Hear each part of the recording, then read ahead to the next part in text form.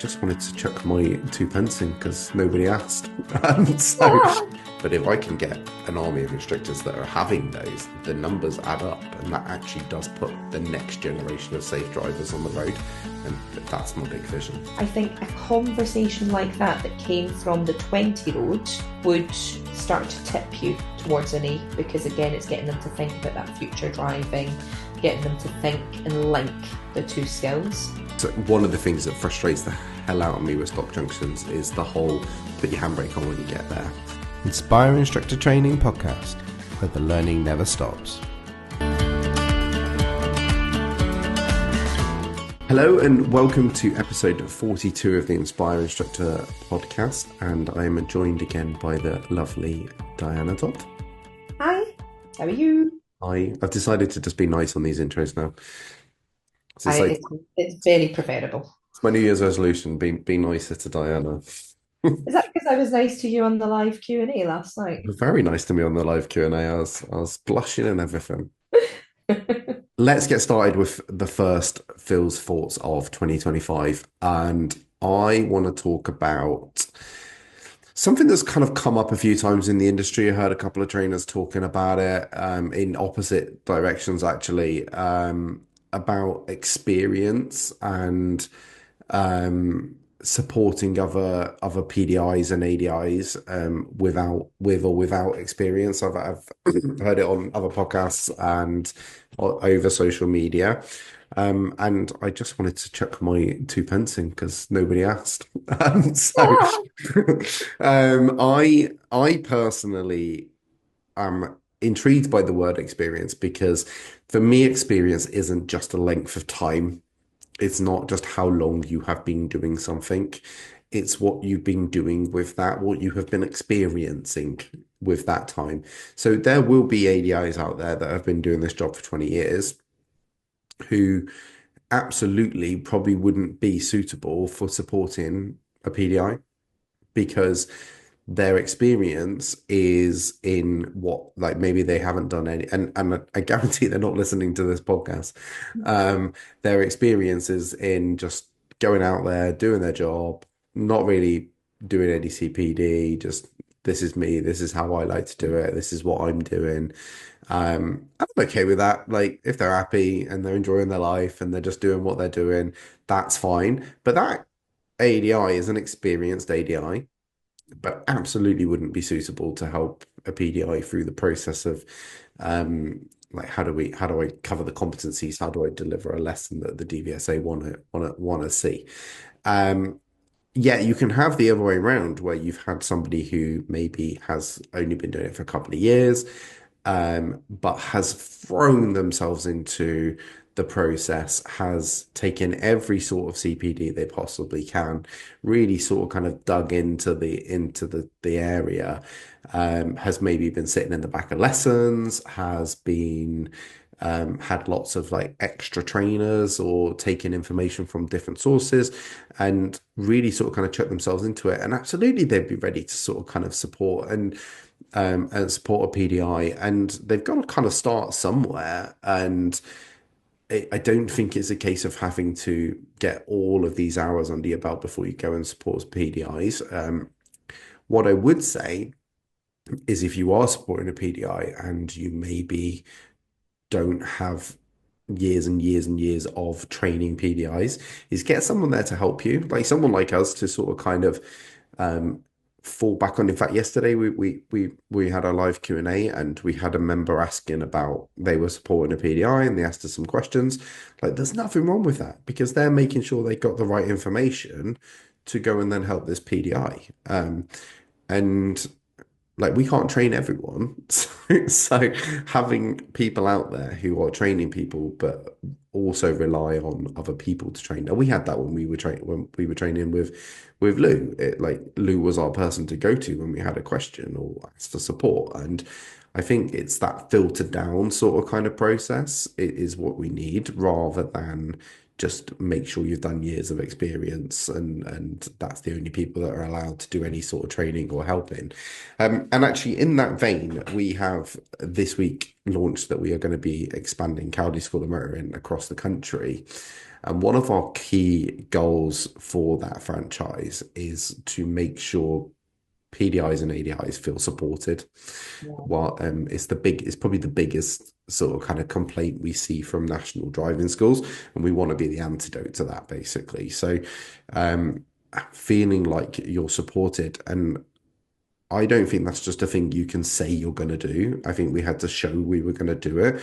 So the structure we're going to be putting in place for that is a team of mentors, Yeah. um, deliberately called them mentors, not trainers, because I think the idea and the concept of a trainer is they get you through your part three.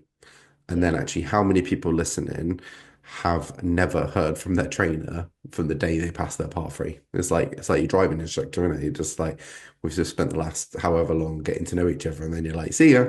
And obviously there are exceptions to that, and some people do carry on with their training with their trainer, but a lot of the time is you just never see them again.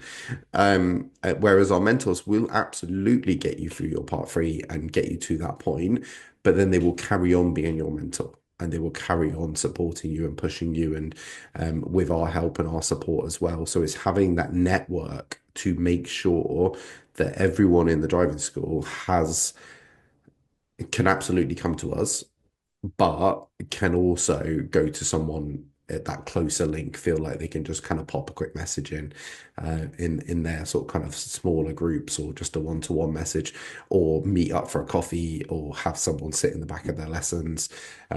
It's that on like we want to create a driving school of driving instructors that are committed to continuously improving, and that's what my main criteria is for someone who to be a mentor, not how long they've been doing the job, how committed are they to improving and becoming a better instructor. Because actually if we have a group of like-minded instructors who are really committed to growing, that then filters down through the rest of the instructors. Like all of my guys currently at Cowley's do CPD because they see me doing CPD. I don't make them, like they just see it being the norm.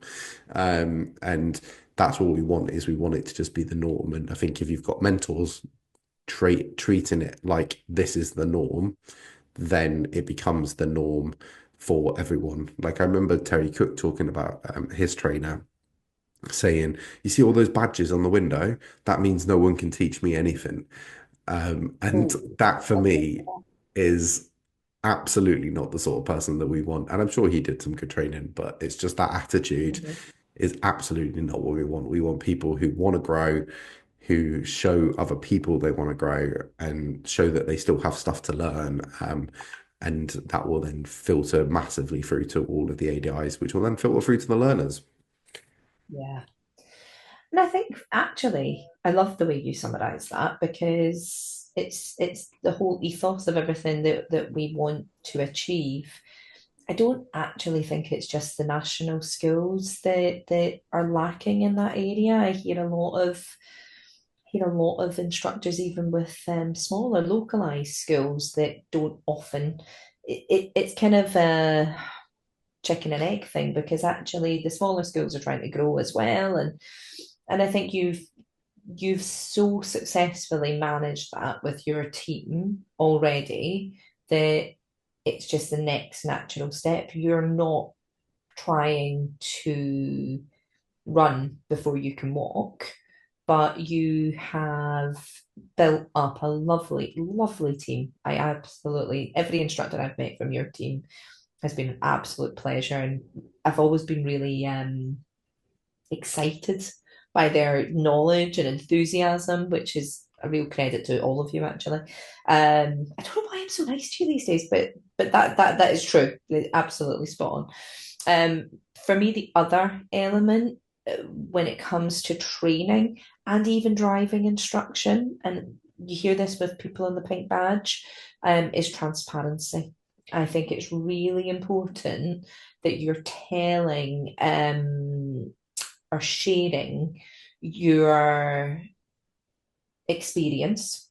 And if there's stuff you don't know, absolutely say you don't know. I had a learner yesterday, and there was a question on the theory, and I didn't know. And my guru for the theory, as you know, is Chris Benstead, and he was supporting her. And you know, I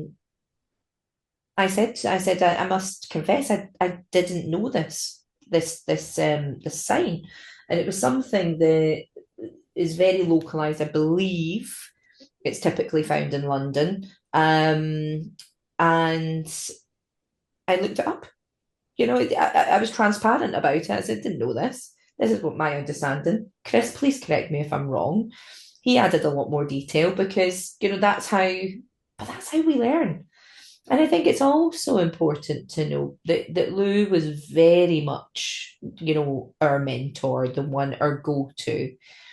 But I know for a fact that you have sought guidance and training from a vast array of trainers in and out of the industry. I've been the same. And I think you've hit the nail on the head in terms of doesn't matter how many years, weeks, months you've been doing something. It's a bit like an intensive course for a learner. You could get somebody through their test, I don't know, in a month. Some people do it in a week. Personally, for me, that's and this is just a personal observation that wouldn't suit my learning or teaching style. But ultimately, if they're doing 40, 50, 60 hours over a condensed period of time, they're doing the exact same as somebody that's taken years to do it. So I completely agree with you. And that to me, the analogy fits in terms of training PDIs. And I think that even if you have an inkling that you would like to train PDIs or like to support PDIs and ADIs, and you genuinely believe that you have the skill set to, yeah, just be that person, that go-to person, um, let us know because we'd happily support you as well. And I think we talk about bridging the gap, and sometimes that's a bit of a scary leap as well when you're venturing into that. We were fortunate enough that we had Lou ask us and support us in our own development, and we want to do that for everybody else. So yeah, Yeah, I think actually you even said having the skill set because I think the issue can be is some people don't think they have the skill set, but they yeah, do. And actually, for me, probably even more important than thinking you've got the skill set, because we can train that. Like we can yeah, support you and get you to have that skill set. I actually think the attitude is the more important thing is and the wanting to help people, the wanting to support people. That's what we really want is that um community of people who are all have that same sort of kind of mindset because I think that's where strength grows. It's like if you all have that same mindset of wanting to support each other and push each other on, um, it, it it it's sort of contagious. And rather than it's so easy to have the opposite mindset and not have that and then that becomes contagious. So I think that mindset is the most important thing. It is wanting to support people, wanting to grow as a person, as an instructor. I think if you and actually the fact you're listening to this probably yeah. ticks a lot of those boxes. Um, and yeah, absolutely. Get in touch if you're interested because we would love to have a conversation and hopefully sort of kind of help you bring you into that sort of kind of fold. And we're trying to like my big sort of kind of like big vision of this is to create like an army of driving instructors that are committed to CPD and road safety. That's what I want. I want everybody just pushing in the same direction. And I remember talking to Terry Cook about this and talking about road safety. And obviously Terry's doing some fantastic stuff with the road safety community. And really bringing that into the industry. And I sat there and thought, how can I sort of kind of affect road safety?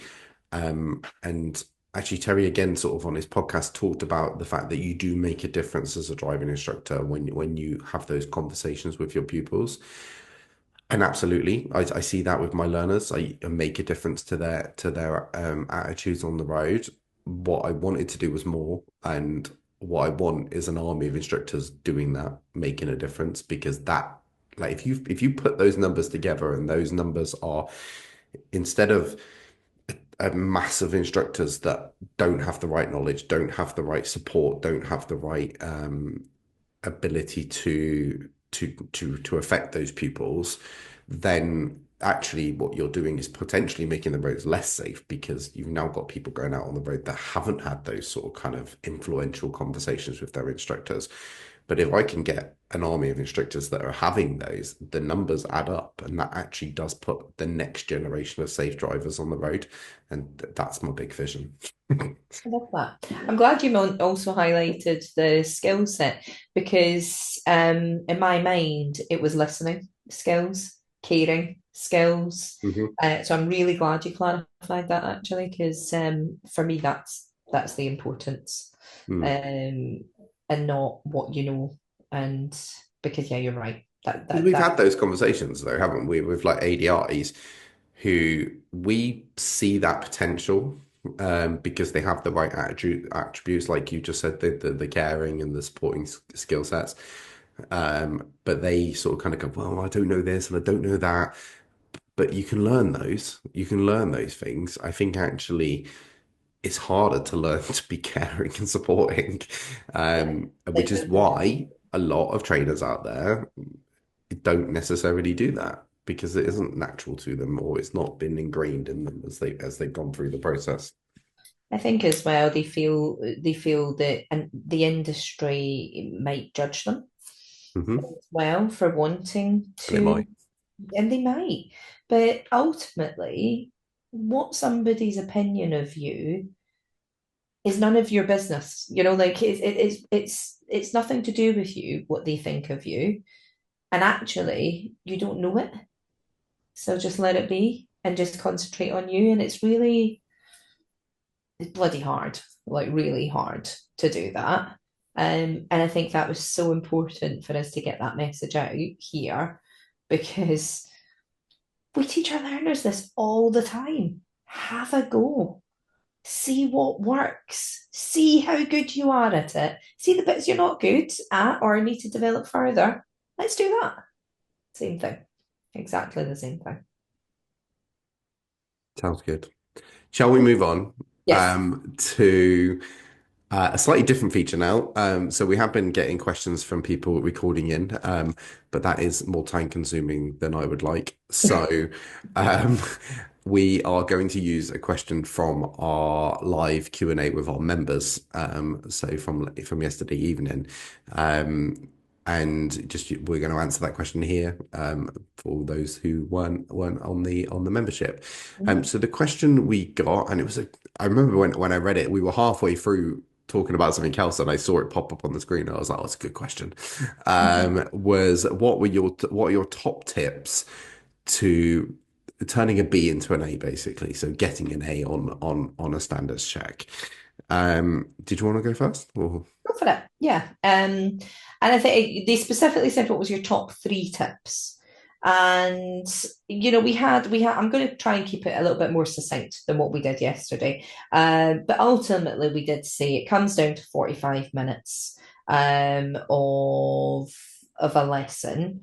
We talked about practicing that test environment, making sure, and when I say practicing, don't mishear me in terms of like what's the word, scripting, not that, practicing that time constraint, seeing if you can deliver a lesson from semi-start to finish in a 45-minute period.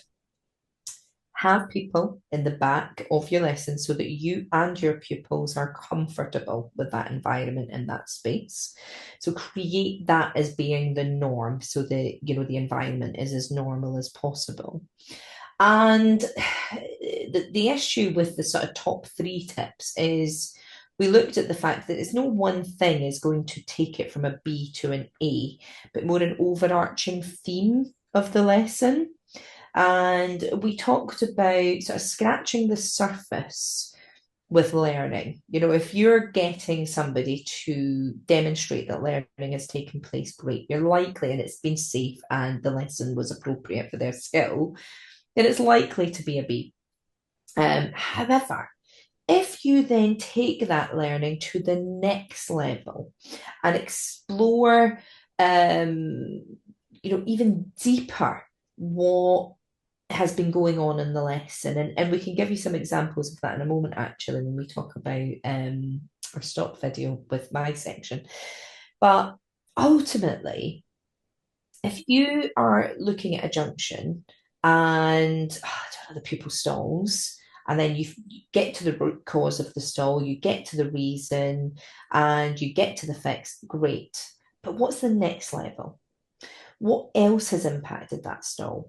What about the tightness of the junctions? What other opportunities can you use to exploit that skill? So something like, what if there's a bus at the end of the road and it's about to pull out? How would that affect that pupil's clutch control? What if it was a busy pedestrianised area? How would that affect them? What if it was a hill? What if it was downhill? So lots and lots and lots of different ways. And that throughout the lesson would probably then push you to the A. Now, notice it was all sort of focused on car control there because I wanted to give you two extremes. But that's one example of doing that. Another way that you can link to getting an A is when you start to bring in the pupil's mindset, their personal traits, their belief system, what their driving is going to look like post-test, what journeys are they likely to be making and how are they going to manage doing them safely. That's likely, if everything else is done well, also going to push you to an A. So the more you practice that now in your everyday lessons, and the honest truth can be a really good example of sport in that. We have a fantastic Zoom on the GDE matrix that will give you some nice links as well on how to connect the 4 levels of the GDE matrix and start to have those conversations.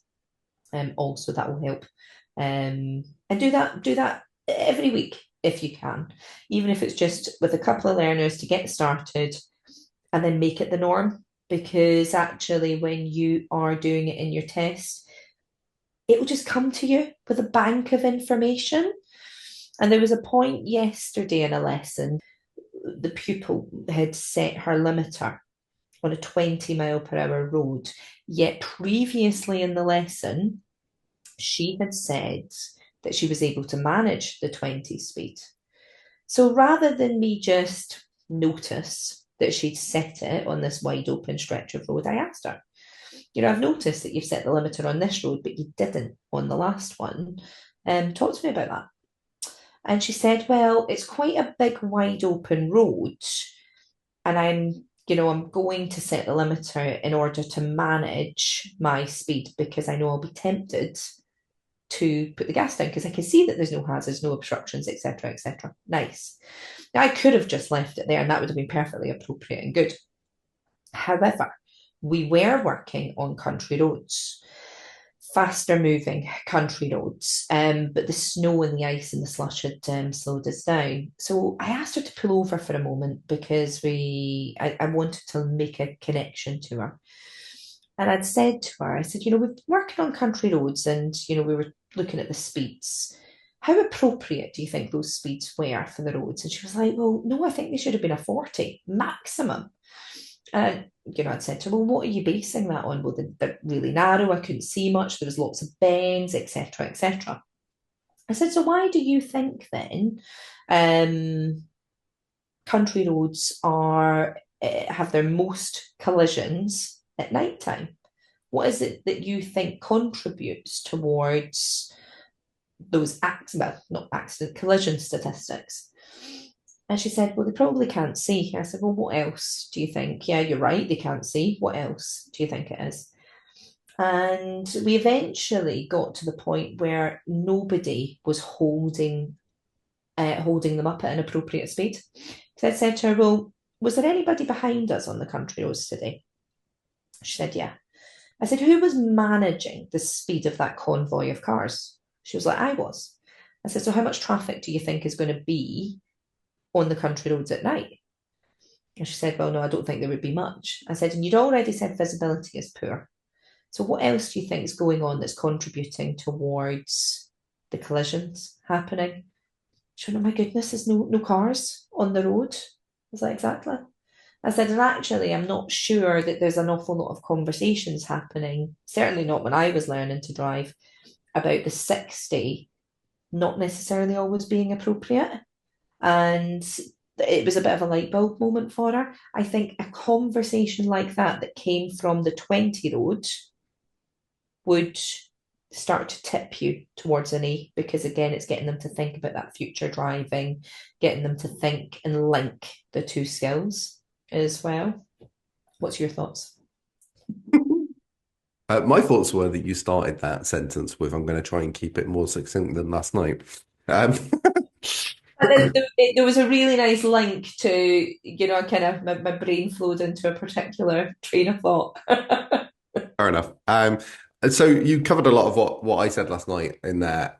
So the only thing I'm going to add actually is do all of that, but do it all of the time. Like if you are committed to wanting to get an A and that's important to you, but actually, to be honest, if you're committed to just passing your standards check and you're aware that it might be coming up or as they have started to sort of kind of do them a little bit more, do not wait for that email letter to drop and to get that sort of kind of notice. Um, you should be, and you probably are because you're listening to this, be continuously improving and making sure that every lesson you deliver is, or where possible, like I get it that like if you're doing 3, 4 lessons in a day, there's going to be dropouts, and moments like it's hard to stay at that peak performance all the time, but being aware and being conscious that when you're in the car with your pupils that you are delivering those A grade lessons to the best of your ability, because then when it comes to the standards check, it'll just be go do what you do. Um, don't go and do anything magical or special. Just go and deliver a lesson. So when I did mine a couple of years ago, when I crazily requested a standards check, um, I that's what I did. I didn't do any extra training when I did that. I may have got Lou to review a video, but I'd probably been doing that already. I had been doing that already. She'd already reviewed a few when I didn't have standards checks, so it wasn't anything different to what I was doing normally. I'd always been improving. I'd always been trying to get that performance higher. So when I requested the standard check, there was no extra training. It was just go and deliver a lesson that I'd been delivering with that pupil all the time, week in, week out. Um, and I think that's where you need to get to. It's not about that standards check day. It's about all of those other lessons and those support. And I said a couple of times that like you probably are already doing that because you're listening to this. What I would say is if listening to this or other podcasts is all you're doing, one, well done, because that's more than a lot of people. But maybe is there something else? Like is 2025 the year that you can then just go, actually, I'm going to add a little bit to that. I'm going to go and join up to our mentorship or join up to somebody else's premiums. Or I'm going to go this year, I'm going to have a trainer sit in the back a few times over the year, or I'm going to send my videos to somebody, um, or I'm going to go on a workshop or whatever. Like I said, can I do that extra, whatever works for you in your style of training? Even just get other ADIs to come and sit in the back of your lessons. Is that the thing that's going to push you that a little bit further? So yeah, maybe that's the time to sort of kind of ask yourself, okay, I'm doing well, I'm improving, and I'm getting this knowledge, but what else can I do? Lovely. I also think even just looking at a different way of managing the CPD that you're doing already. So Emma Cottington's book springs to mind, your CPD tracker. If you typically listen to podcasts in the car, potentially listen to them in the house and take notes. Or key takeaways, something like that. If adding something feels too much of a stretch, then that's something also that That is just it's one of my 2025 goals is to track my CPD because I have been doing CPD from day one of being a driving instructor. But if you ask me what, I'd be like, lots, yeah. but because I haven't tracked any of it. I Um, think I you could. I think you I could could list more. I could list the highlights, but Yeah, I guarantee there is a lot of stuff that I've done that I've forgotten that yeah, I did it. me too. And it's there, it's part of who I am now. Like it was part of my training, so it's become part of the instructor of who I've become. So it's not it's fine that I didn't record it in a way because there's no point because I think that you can go both ways. So I think I'm too extreme one side. I don't record it enough, and therefore maybe it doesn't go in all the time, and I maybe have to learn it a few times. But I think the other you can go the other side where you become almost addicted to CPD, but you're not implementing it. Yeah, So there is no point having a book full of all these courses and stuff that you've been on if you aren't then actually acting on them and implementing them and putting them into practice on your lessons. So it's a bit of both. I think I need to be better at recording it, and maybe people need to be sometimes better at implementing what you do. And I'm bad at this when it comes to maybe books. So yeah. I listen to a lot of books, but because I'm listening to them, they're just kind of there in the background a lot of the time. And I almost sometimes need to listen to them a couple of times for it to really sink in, and then probably need to listen to them several times or hear the same bit of information a few times before I then go and actually put it into practice. I need to put it into practice for it to actually sink in. Yeah, and that's It or experimental see it learning. or do it. Yeah, if I don't use it, see it or do it, Hmm. it's gone. It's Hmm. gone. And I think that's so important to me. Whereas I know the sort of go-to questions for me that I use are sparked from things that I would have used in the past or have comfort using. Um, and it's only when I push myself out of my comfort zone. But again, it comes back to that transparency. I will often say to my pupils, I've just been on a training course. I mean, I'm going to look at some of my notes whilst I do this. Do you mind if I sort of trial this with you? I think it's going to help you. Everything you're saying to me now and everything I've learned on the course seems to marry up. Are you open for me doing this? But it might not be as fluid because I'm still learning it myself. Is that okay? And they go, yeah, sure. I had a lovely conversation with the PDI. It was a learner, and the PDI was in the back, and I was trying something new that I'd learned from Stuart Lockery's Bright Coaching course. And it was quite a meaty conversation, a very personal conversation that the pupil was okay with having the PDI in. But I said, I'm going to have to refer to my notes in this because I don't want to get this wrong for you. And because I've used it, it just flows now. I don't need to refer to my notes as much as what I did in that first instance. Big shout out to Stuart as well, Yeah. who gave us a shout out on the Instructor podcast the other day. So we love Stuart. Yeah, I do. I do. Shall we move on to Diana Digs Deeper? Yeah, I mean, I feel like I did a little bit of that with the country roads, but I'm going to link this to your viral stop video that's gone out on Cowley School of Motoring, where Phil has had a lesson with a pupil. Go check it out. Maybe we put the link in the podcast Hmm. notes. I Possibly. think. Thank you. Um, and basically, Phil's pupil, go check it out, but Phil's pupil comes to a stop sign. Phil prompts him a couple of times and then asks, did he stop? Did he not stop? Basically. And I think I wanted to use that as an example of how we can dig deeper with that pupil. And it turns out that he didn't stop.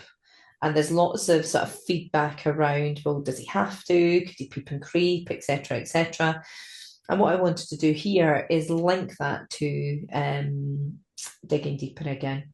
So for me, and I know that Phil comes full circle on this on the actual whole lesson, but for me, I'd be saying to the pupil, well, why do you think the council have paid to put a stop sign there?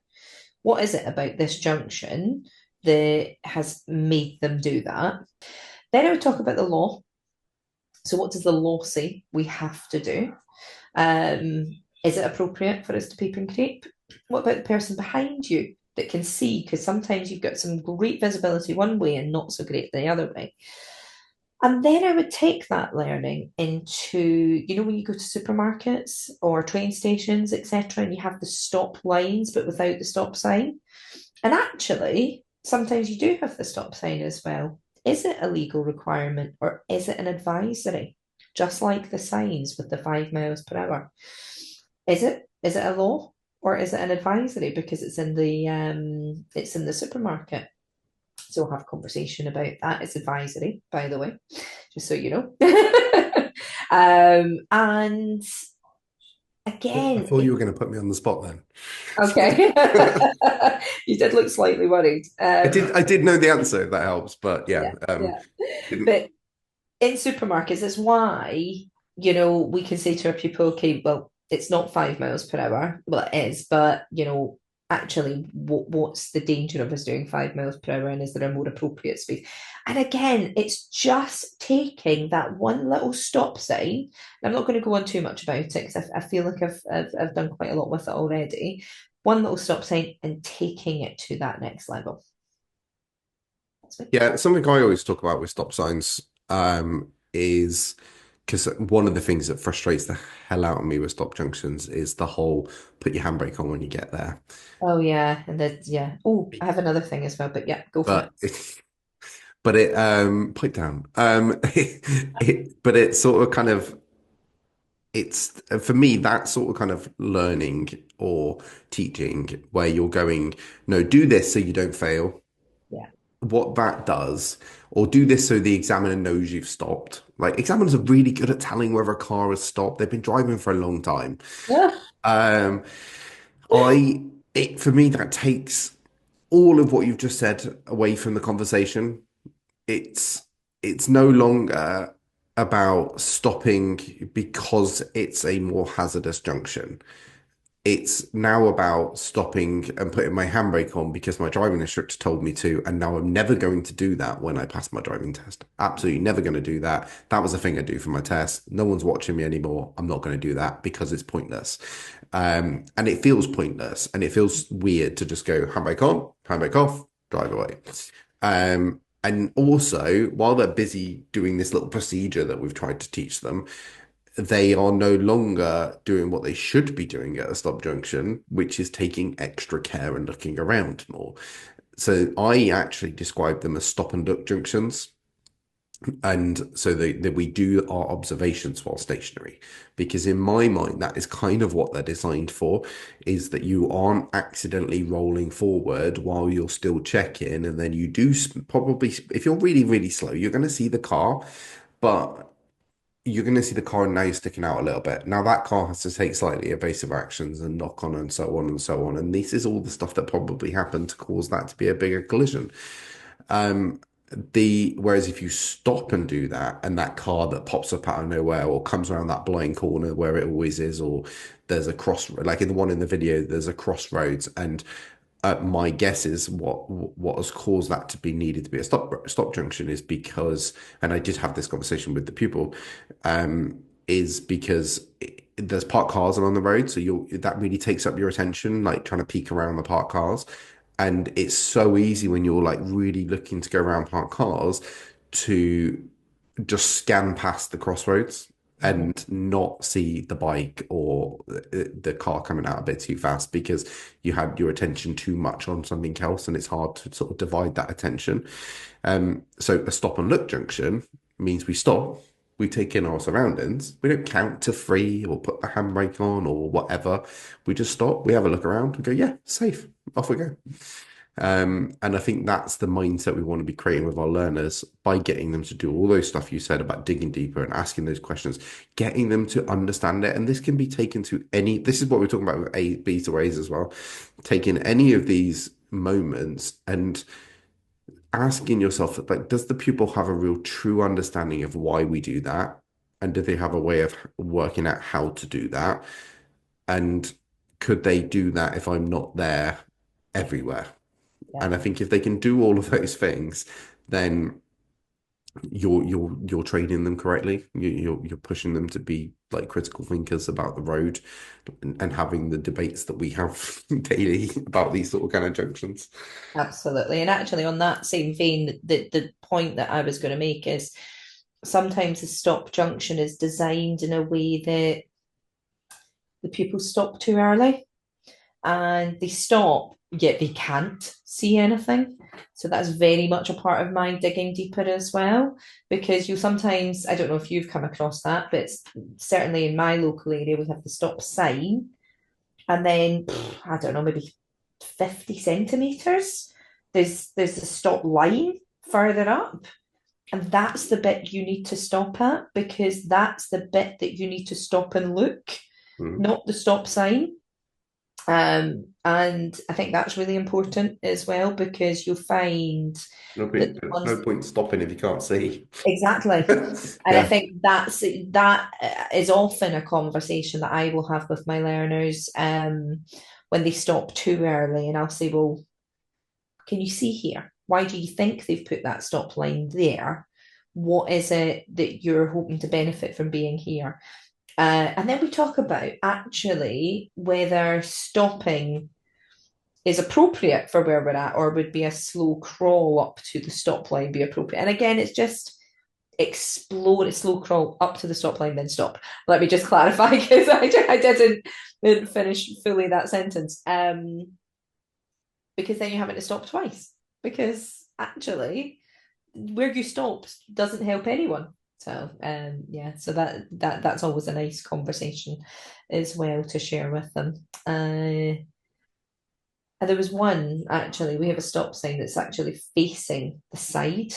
It's sort of turned, which is a great one for awareness and anticipation as well, because stop lines there, everything else is there, stop sign is twisted round to the side. So I generally take my pupils there. And I had a lesson with a pupil yesterday, and she was asking to go on test routes. Her mum was asking to go on test routes.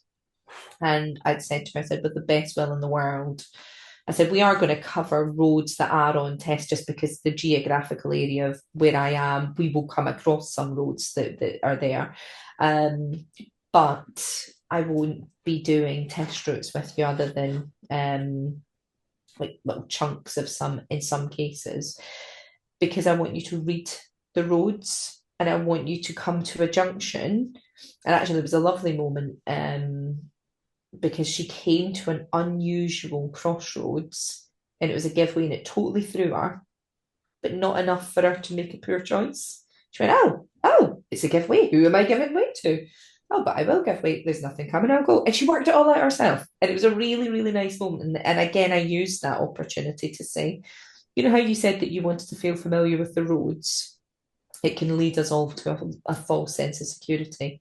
But what you've just demonstrated to me there is that even though that there was a slightly unusual crossroads, you were able to read the road appropriately and did what you needed to do.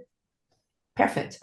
That's all I want from you. And then when you come to those situations again, it's not going to unsettle you because you have the skills to manage that.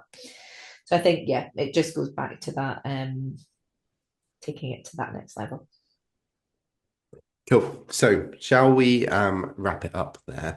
I want to ask everyone that is listening a favor before we do. So, I am super appreciative of the people that we have listening, and I think week in, week out, we have pretty much about the same amount of listeners. So, I've just decided we've got this little group of great people who like to listen to the podcast week in, week out, but we would love to reach more people. So, what I would love everyone to do is whether it is just telling an instructor that you see down the test center, or whether it is popping it as a post on Facebook or sharing the post that we put out on Facebook, tell someone so that we can reach more people and share these lovely stories with more people. So yeah, pretty please, could you share and tell and let everyone know so that this isn't the best kept secret in the industry. And I think it's nice because it's free. Yeah, So, it's not even a hard sell. It's a nice thing because it's free and it's there to support. cool. Shall we say goodbye? Yes, thank you so much for listening. I hope that we have inspired you to be the best instructor you can be. And if you're listening to this on the day that it gets put out, please come join us on our All About You annual goal setting tonight at 7 p.m, Wednesday, the 8th of January. Thanks so much. Thank you. Inspire Instructor Training Podcast, where the learning never stops.